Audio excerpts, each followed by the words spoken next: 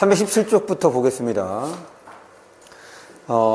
지금 이 단원, 그러니까 7단원에서 이제 우리가 알고 있어야 하는 것이 과거 전통의 형식이 현대나 혹은 그 다음 세대, 그 다음 시기에 어떻게 이어지는가, 이거 중심으로 했던 거잖아. 그래서 이제 지난 시간에는 우리가 중간고사 때는 제명매가와 시조, 그리고 가사의 관계를 살펴봤던 거고, 이제 이번 기말고사에서는 소설을 통해서 고전소설이 현대소설에 어떻게 영향을 미쳤는지, 그 계승 형식이 어떻게 전승되고 있는지를 살펴보는 거라고 생각해 주시면 돼요. 여기 좀 읽어보는데 뭐 어렵진 않습니다. 일단 기본적인 거 좀 확인하고 넘어갈게요. 한국 서사문학의 전통과 문학사의 흐름인데, 일단 서사라는 말부터 확인을 하고 넘어가야지. 서사.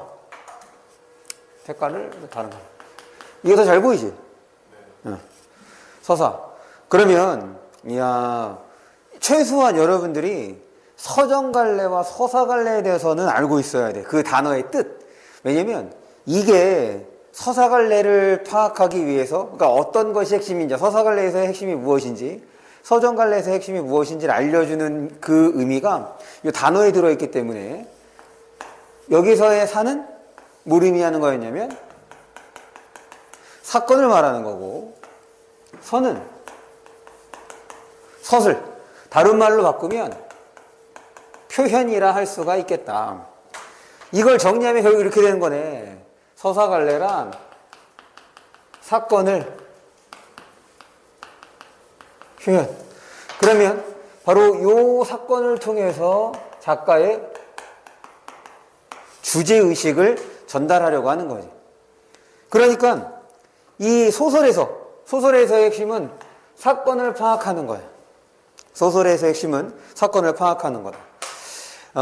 왜 지금 이 서사갈래 소설에 대해서 잘 살펴봐야 하냐면, 학교에서 전문을 한다고 얘기를 했으니까 지금 소설과 관련된 기본적인 개념들을 알고 있어야 되는 거예요.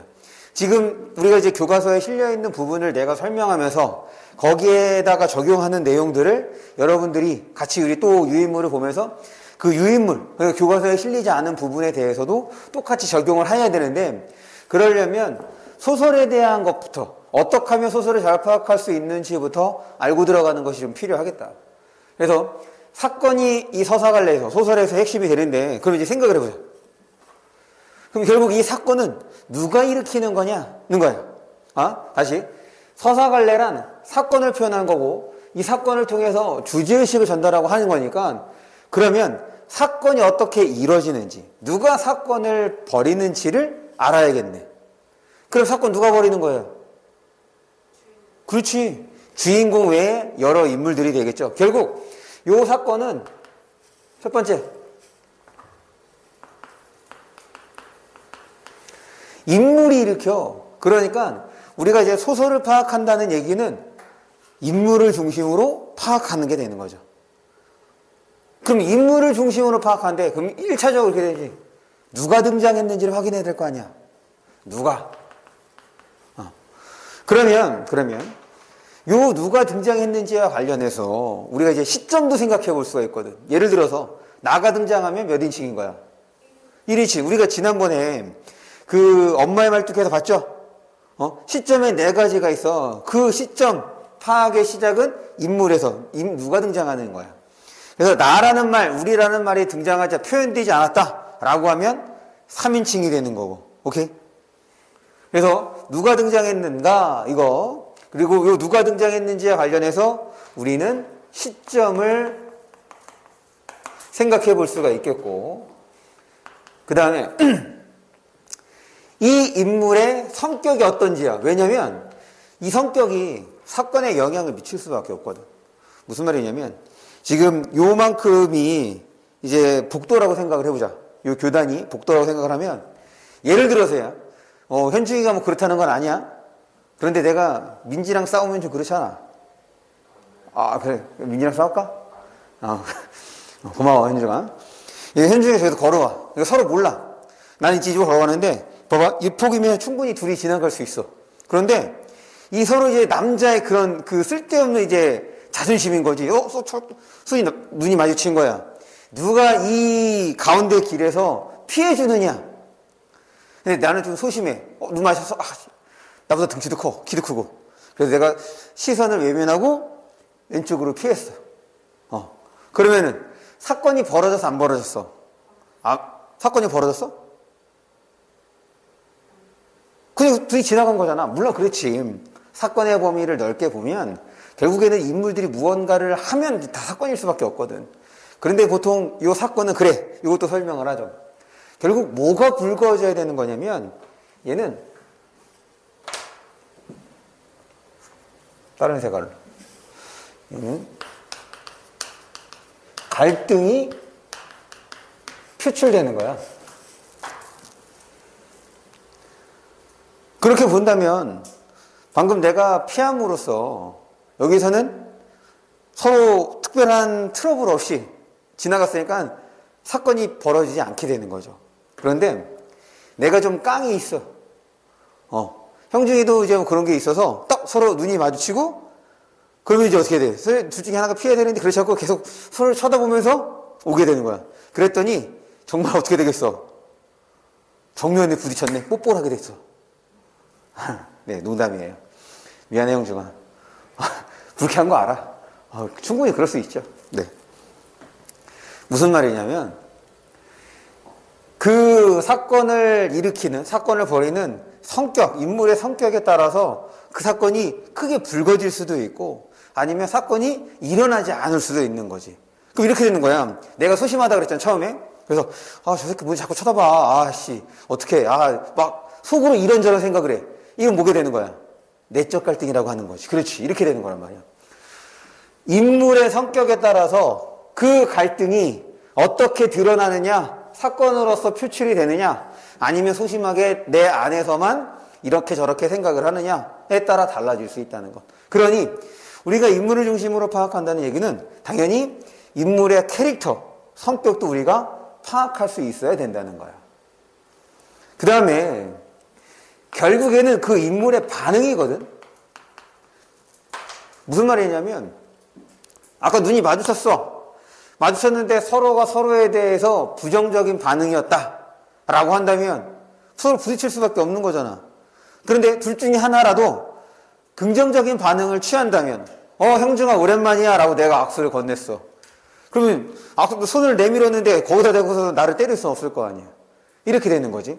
그러니까 우리가 인물을 중심으로 소설을 읽어간다 라고 했을 때 누가 등장했는가, 그 누가 등장했는지를 통해서는 시점을 생각해 볼 수 있고, 그 다음에는 그 인물이 어떤 성격을 지니는지를 우리가 이제 시를 볼 때 화자가 지금 어떤 생각을 할까 이렇게 화자의 정서를 추측했던 것처럼 인물의 성격을 추측할 수 있어야겠다. 그런데 이 인물의 성격은 제시하는 방법이 두 가지가 있잖아. 직접 제시가 있고 간접 제시가 있죠.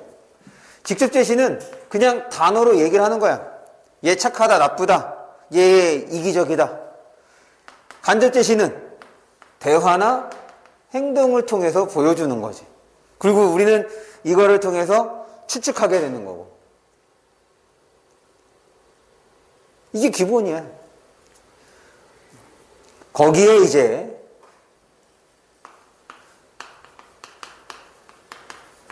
장면을 구분하는 것이 좋겠다. 장면은 어렵지 않게 생각해 주세요. 시간과 공간이 달라지면 장면이 달라지는 거예요. 시간적 배경과 공간적 배경이 달라지면 장면이 달라지는 거고, 이 장면 단위로 여러분들의 내용을 정리하는 습관을 기른다면 처음 보는 소설도 모의고사에서도 여러분들이 어렵지 않게 이 소설 문제를 해결할 수 있으리라 생각을 합니다. 그래서 지금 이 두 번째 소설에서는 서사갈래 중에서의 하나인 소설을 통해서 과거의 소설 형식이 현대 소설에 어떻게 영향을 미쳤는지, 어떤 형식을 계승했는지를 살펴볼 건데, 그 전에 앞서 우리가 이제 서사갈래로서 소설을 파악하는 방법을 좀 간단하게 살펴봤습니다. 그럼 계속 볼게요. 한국 서사문학은 신화전설, 민담 등의 구비문학적, 이제 이런 말들은 좀 우리가 기억을 해야 돼. 구비문학이라는 말은 입에서 입으로 전달되는 걸 말하는 거죠. 요거와 같은 말이 이제 구비전승 요거를 줄여서 구전이라고 얘기를 하는 거예요. 그리고 얘는 또 어떤 말하고 비슷하냐면 적층문학이라는 말하고 비슷합니다. 적층문학이 무슨 뜻이냐면 이거 하나씩 쌓이는 걸 말하는 거예요. 왜냐면 글자가 없었기 때문에 입에서 입으로 전해지는데, 예를 들어서 내가 민지한테 A, B, C, D, E 이렇게 5가지 내용으로 전달했어. 그래서 이 민지가 현중이한테 얘기하려고 했더니 A, B, C, D까지는 생각이 나는데 이 E가 잘 생각이 안 나는 거야. 그러니까 어렴풋이는 생각이 나지만, 줄거리는 생각이 나지만 정확하게 E가 생각이 안 나. 그래서 E를 좀 변형해서 F라고 설명을 한 거야. 그러니까 지금 민지에서 현중에서 넘어갈 때 A, B, C, D, E가 아니라 F 형태로 넘어가게 된 거지. 구비문학은 그런 특성이 있는 거야. 그러니까 구비문학이라고 반대가 되는 것이 기록문학이 되는 건데, 이 기록문학은 아예 기록을 했으니 내용이 달라지겠어, 안 달라지겠어? 안 달라져. 하지만 구비문학의 경우는 방금 얘기했던 것처럼 이게 사람이 완벽하지 못하기 때문에 내용상에 첨삭이 일어날 수 있는 거예요. 들어가기도 하고 빠져나가기도 하고. 그것이 층층 이제 쌓여가는 거지. 물론 큰 줄기는 달라지지 않아. 큰 줄기까지 우리가 까먹지는 않을 테니까. 그것이 이제 적층문학. 그래서 한국 서사문학은 신화, 전설, 민담 요거를 묶어서 우리는 뭐라고 하냐면 설화라고 얘기를 합니다. 그래서 지금 우리가 여기 보고 있는데, 이거 위에 지금 파란색, 여기 화면을 보면 파란색 글씨로 뭐 신화, 전설, 민담 이거 있죠? 이건 그냥 한 번만 읽어봐 주세요. 여기에 대해서 자세히 배울 거는 아마 2학년 문학 배우게 되면 그때 자세히 배울 거라 생각을 해주시고, 어쨌든 처음의 시작은 설화, 그러니까 소설의 처음의 모습은 설화의 형태였다, 이렇게 생각을 해두면 되겠습니다. 계속 봅니다. 뿌리를 두고 있으며 한문으로 쓰인 다양한 기록 문학에서 영향을 받기도 했다. 여기서 주의할 게 한문이죠.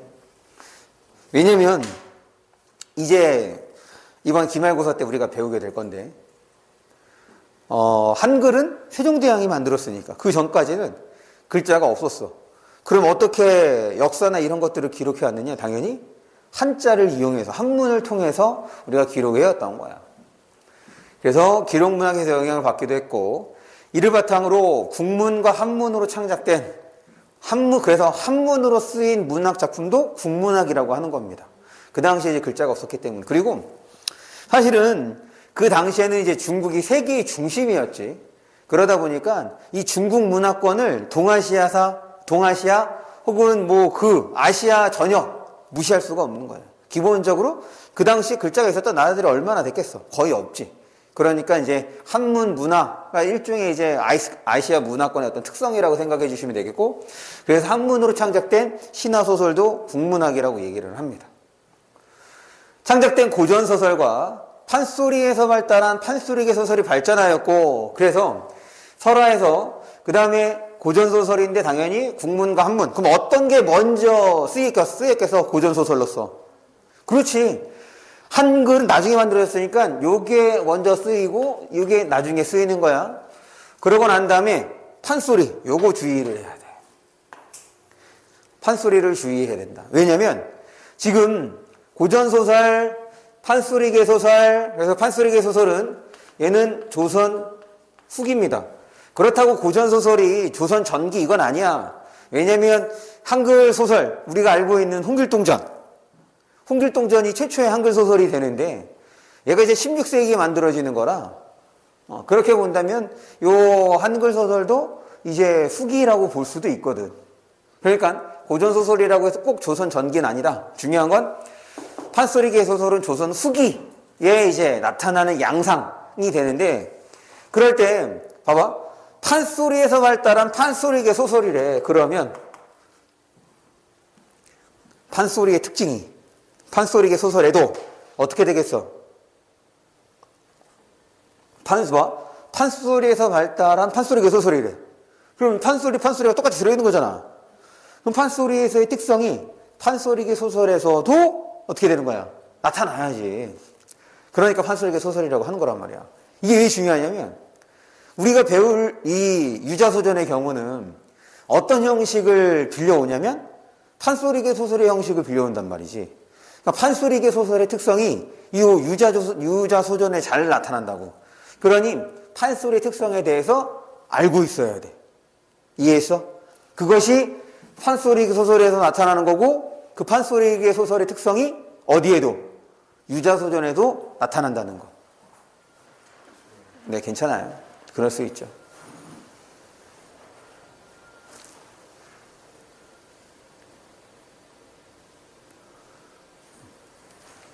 그래서 여기를 지워보고 판소리에 대해서 좀 간단하게 좀 살펴보고 그 다음에 나머지 내용들도 살펴보겠습니다.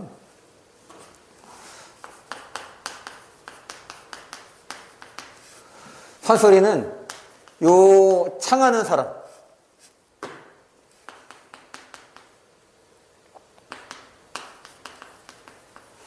창과 안일이로 구성이 되어 있는데 얘는 노래입니다. 그리고 얘는 줄거리야. 보통 이렇게 구성이 되는 거야. 그러면 노래인 거니까 당연히 멜로디가 있겠지.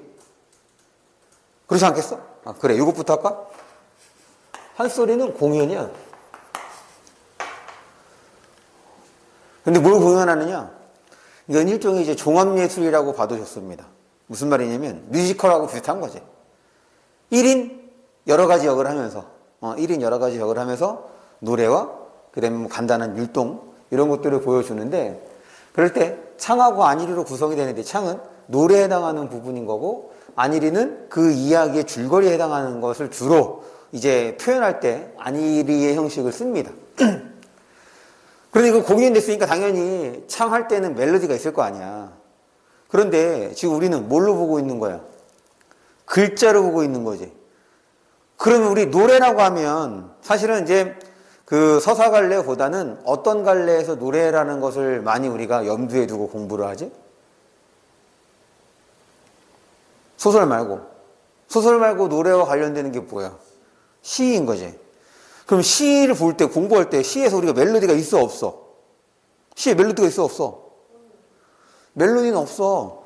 대신에 음악적 요소로 뭐로 확인해 볼 수 있냐면 방금 민지가 얘기한 것처럼 운율을 확인해 볼 수 있는 거지. 즉, 요 창과 관련해서는 운율이 나타난다는 거야. 그럼 당연히 판소리계 소설에서도 어떻게 되는 거야? 운율이 있는 거지.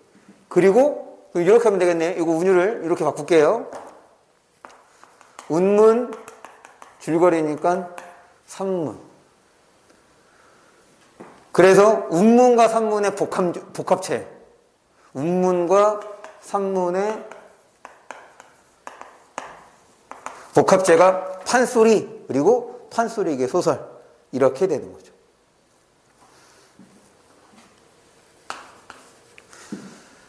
그 다음, 두 번째.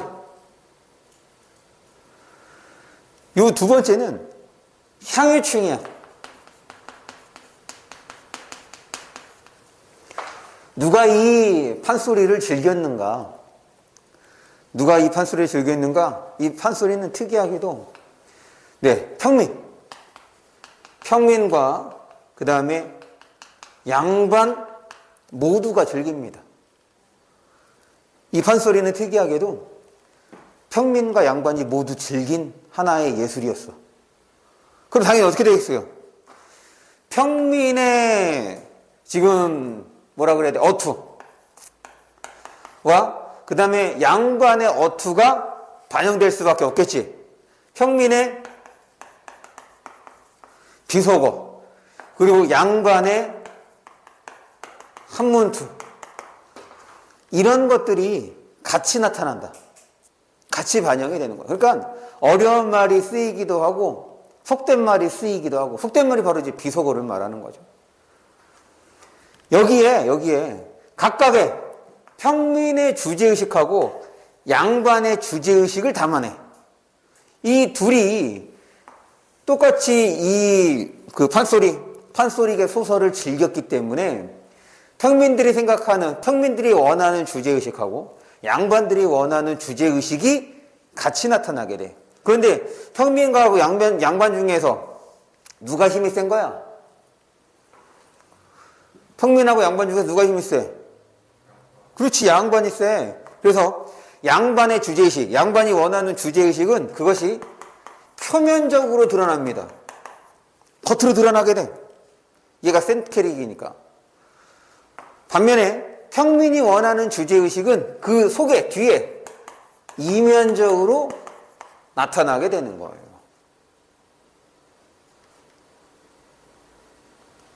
되세요?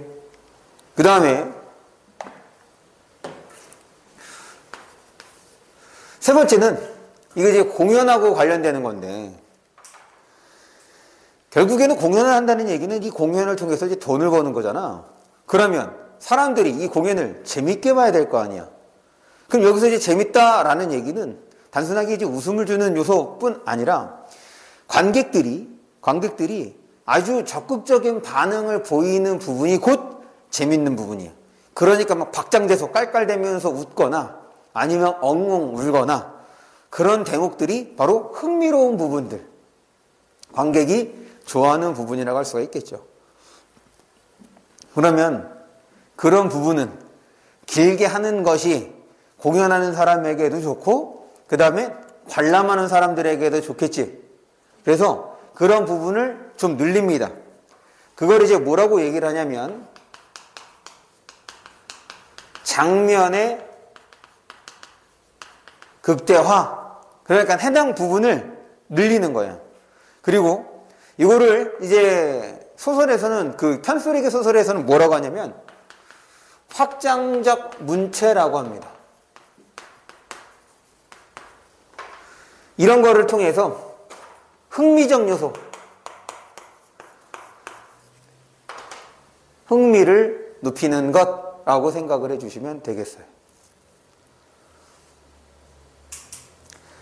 그 다음 마지막 네 번째로 하나 더 생각해 볼 게 뭐가 있냐면, 이게 공연을 하는데 이 공연하는 사람이 예를 들어서 춘향전을 이제 공연을, 춘향가를 공연을 하는 거야. 판소리. 이렇게 생각해 주시면 돼요. 전이라고, 작품에 전이라고 들어가면 이건 소설이야. 그리고 가로 끝나면 판소리를 말하는 거야. 이제 춘향가를 공연할 거야. 춘향가. 그러면 내가 이 노래하는 사람이 춘향이가 되기도 하고 이몽룡이 되기도 하고, 그리고 춘향과 이몽룡이 하는 행동을 관객에게 설명을 해주기도 하잖아. 그래야지 지금 상황이 알 수 있는 거지. 내가 춘향이로만, 그 다음에 이몽룡으로만 등장할 수가 없는 거야. 그렇기 때문에 마치 여기에서 예를 들어서 두 사람, 춘향이와 이몽룡을 보고, 봐봐, 야, 얘네들이 지금 이렇게 서로 사랑하는데 지금 이런 것 때문에 헤어지고 있어 라고 내가 본 것을 관객에게 전달하는 느낌인 거죠. 그러다 보니까 어떤 것이 잘 나타나냐면 서술자의 개입이 잘 나타납니다. 서술자의 개입이 잘 나타나는 것이 또한 판소리 혹은 판소리계 소설의 특성이라고 생각해 주시면 되겠다. 됐어요? 그래서 이 유자소전은 제목에서 할 수 있는 것처럼 전이라는 개념, 그러니까 전의 형식을 빌려온 거야. 그런데 이때의 전의 형식은 우리가 판소리계 소설에서 많이 볼 수 있는 그런 전의 형식이라고 생각해 주시면 돼요. 사실 이 전이 어떤 개념이냐면 일대기, 사람의 일대기를 다루는 것을 전이라고 얘기를 하는 거예요. 인물의 일대기. 그럼 실제로는 당연히 처음에 전은 실존 인물이야. 실존 인물의 일대기를 다루는 거야. 그러다가 소설 속에서의 인물인 허구적 인물까지도 이제 다루게 되는 거죠. 그렇게 그 범위가 확장되는 거다라고 생각해 주시면 됩니다.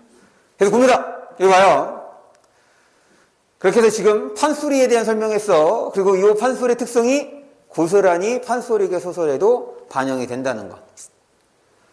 전통의 창조적 개성과 변형을 통해 근대의 신소설과 현대소설이 창작되었고, 인물과 서사 구조 측면에서는 선악을 대표하는 대립적 인물 간 갈등 관계나 영웅의 일생을 중심으로 하는 서사 구조가 지금 어디에서?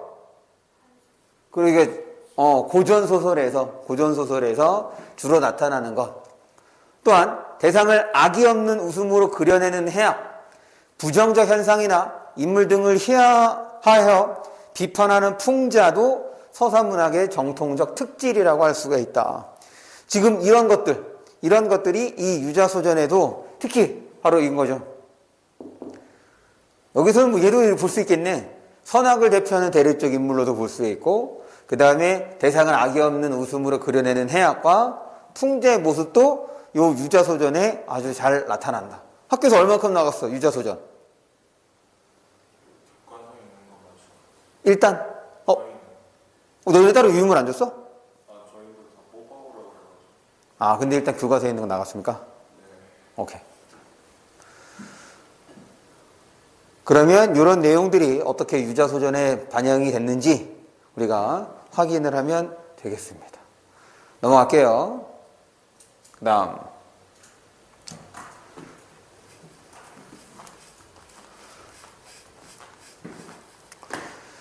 문학작품의 수용과 생산.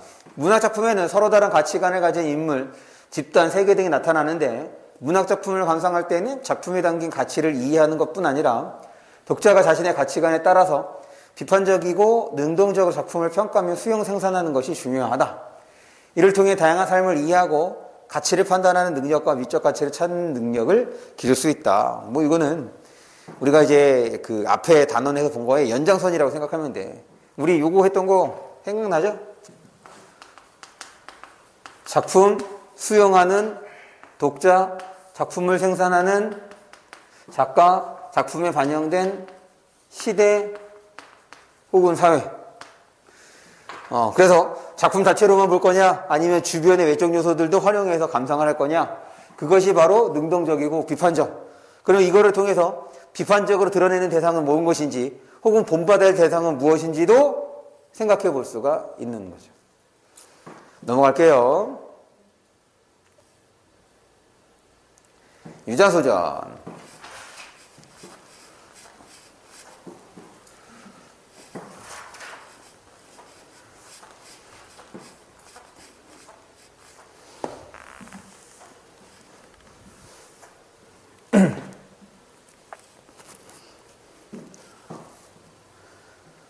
먼저 우리 왼쪽에 작품 선정 이유부터 좀 살펴볼게요. 작품 선정 이유. 유자소전은 전의 형식을 차용하여 빌렸다는 얘기인 거죠. 아까 전에 뭐였냐면 이거는 인물의 일대기야. 이 일대기가 뭐냐? 언제 태어났고 언제 죽었는지, 언제 태어났고 언제 죽었는지를 이제 기록하는 거예요. 이 일대기라는 얘기는 우리 구성으로 따지면 순행적 구성이 되는 거죠. 시간 순서대로 이제 기록하는 방식이 바로 일대기적 구성. 이것을 차용하여 인물의 가치관과 태도를 제시하였으면, 그럼 여기서의 인물은 누구를 말하는 거야? 여기서 인물은 누구야? 그렇지, 주로 누구야? 누군데 그게? 에? 여기서 주인공이 누군데? 그래, 유자. 원래 이제 본명이 유재필이죠. 그리고 또 누구도 나오냐면 총수의 가치관과 태도도 우리가 파악할 수 있잖아. 그런데 요 총수는 서로 이제 갈등하게 되는 거니까. 그래서 아까 봤던 것처럼 어떻게 사는 것이 바람직하냐, 올바른 거냐에 대해서 생각해 볼 수 있는 기회를 제공하는 것. 계속 판소리 소설 등에서 볼 수 있는 해학적이고 풍자적인, 해학적, 풍자적. 그 풍자는 요 해학에다가 비판적 요소가 반영이 되는 거죠. 그러면 요 두 인물 중에서 누가 비판적 대상인 거야? 그렇지. 그러니까 총수와 관련해서는 풍자성을 드러내는 거고, 유자와 관련해서는 해학적인 모습을 드러내주는 것. 풍자적인 표현을 곳곳에서 사용하고 있다는 점에서 한국 서사문학의 전통을 계승하고 있는 작품이다. 그러니까 이제 두 가지 방식이 있는 거지. 두 가지. 어떤 것을 계승했다. 하나는 전해 형식을 차용했다. 빌려왔다는 거야. 두 번째로는 해학과 풍자적 표현을 통해서 인물에 대해서 드러내고 있다. 이런 것들이 바로 지금 서사문학의 전통을 계승한 것이다. 그러니까 이게 이 작품의 핵심이죠. 이 단원의 핵심이에요. 계속해서 핵심 정리 봅니다, 이제. 단편소설, 풍자소설, 비판적, 해학적, 풍자적, 전기적. 여기서의 기자가 우리 비현실적 혹은 전기적 요소할 때 그 기자와 다른 거예요. 기록할 거 되는 거니까. 그래서 이 전기는 일대기, 이렇게 쓰는 한자는 이건 이제 일대기를 말하는 거야. 한자 주의해야 돼. 제가 예전에는 한자도 좀 썼는데 하도 안 쓰다 보니까 생각이 잘 안 나. 그래서 기할 기자를 쓰는데 이렇게 생기진 않았어. 그 다음 시점을 보시면 이건 학교에서 이제 어떻게 설명해 주시는지가 중요한데, 일단 기본적 시점은 1인칭 관찰자야. 나가 등장하고 주인공은 유재필이니까. 나가 유재필이 관찰한 내용을 독자에게 전달하는 형식이니까 1인칭 관찰자 시점이 맞습니다. 그런데 중간중간에 이런 거거든. 유자가 경험한 거를 누구에게 얘기하냐면 나한테 얘기하는 형식이야. 그런데 처음에는 그런 이야기를 듣고 있다가 마치 자연스럽게 자기가 하는 것처럼 표현을 해. 마치 1인칭 주인공 시점이라든지 아니면 전지적 시점, 특히 전지적 시점이 되는 거죠. 그래서 일부 전지적 작가 시점. 얘 생각해봐봐. 이게 왜 그런 거냐면 민지의 행동을 내가 관찰하고선 현중이한테 전해줘. 그러면은 내가 민지의 행동을 통해서 민지가 이런 생각, 이런 감정이었을 것 같아 라고 내가 추측한 거를 전달해 주는 거지. 그럼 이게 1인칭 관찰자 시점인 거잖아. 그런데 야, 민지가 이랬어. 민지는 슬펐어.